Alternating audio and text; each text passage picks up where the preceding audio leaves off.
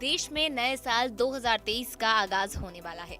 ऐसे में कुछ लोग आने वाले साल को बेहतर बनाने में जुटे हैं, तो कई लोग गुजरते साल के खूबसूरत पलों को याद कर रहे हैं। बेशक 2022 कई मायनों में सभी के लिए खास रहा है, लेकिन इस साल देश की कुछ मशहूर हस्तियों ने हमेशा के लिए दुनिया को अलविदा भी कह दिया।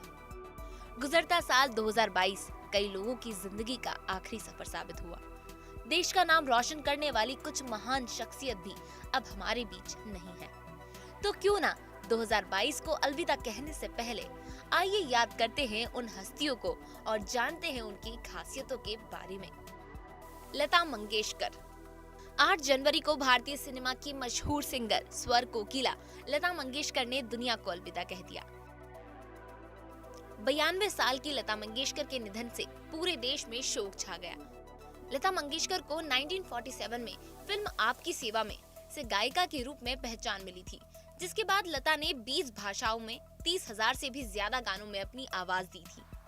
6 दशकों से ज्यादा वक्त तक हिंदी फिल्मों में अपने सुरों का जादू बिखेरने वाली लता मंगेशकर को देश के सबसे बड़े सम्मान भारत रत्न से भी नवाजा गया था।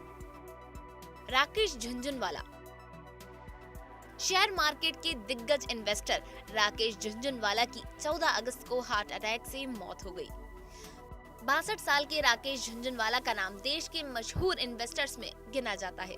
शेयर मार्केट की काफी जानकारी होने के कारण झुनझुनवाला को भारत का वॉरेन बफे भी कहा गया। Rakesh Jhunjhunwala stock trading firm और अकासा एयर के मालिक भी थे। झुनझुनवाला की अकासा एयरलाइन ने इसी साल अगस्त की शुरुआत में अपनी पहली उड़ान भरी थी। कथक की दुनिया में नाम कमाने वाले मशहूर कथक डांसर पंडित बिरजू महाराज की मौत भी इसी साल हुई। 83 साल की उम्र में हार्ट अटैक से उनकी मृत्यु हुई। 17 जनवरी की सुबह दिल्ली में अपने आवास पर उन्होंने आखिरी सांस ली। वे लखनऊ घराने से ताल्लुक रखते थे। कथक विधा में शिखर तक पहुंचे। पंडित बिरजू महाराज ने कई बॉलीवुड फिल्मों में बतौर डांस कोरियोग्राफर काम किया था।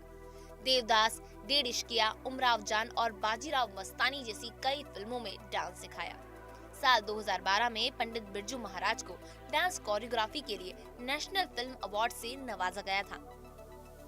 भारत में कथक में बिरजू महाराज का अमूल्य योगदान रहा, जिसके चलते सरकार ने उन्हें पद्म विभूषण सम्मान से भी नवाजा। शांति देवी, सामाजिक कार्यकर्ता। आदिवासी लड़कियों और महिलाओं के उत्थान में अहम भूमिका निभाने वाली सोशल वर्कर शांति देवी ने भी इसी साल दुनिया को अलविदा कह दिया। 16 जनवरी को 88 साल की शांति देवी की मृत्यु सीने में दर्द उठने की वजह से हुई। शांति देवी ने हमेशा आदिवासी लड़कियों को सशक्त करने का काम किया। शिक्षा के माध्यम से उन्हें आगे बढ़ाने का काम किया, जिसके लिए उन्हें देश के तीसरे सबसे बड़े पुरस्कार पद्मश्री से भी सम्मानित किया गया। अपने सामाजिक कार्यों के लिए शांति देवी को जमुनालाल बजाज पुरस्कार और राधानाथ रथ पुरस्कार भी दिए गए। इला भट्ट। शांति देवी के जैसे ही सामाजिक कार्यकर्ता इला भट्ट भी 2 नवंबर को दुनिया से चली गई। 89 साल की इला भट्ट ने अपनी सारी जिंदगी गरीब महिलाओं को सशक्त करने का काम किया।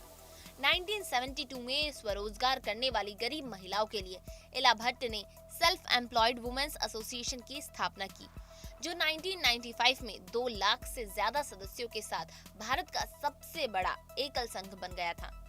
सामाजिक कार्यकर्ता के रूप में इला भट्ट को रोमन मैग्सेसे अवार्ड से नवाजा गया। भारत सरकार ने भी इला भट्ट की उपलब्धियों के लिए उन्हें पद्म विभूषण खिताब से सम्मानित किया।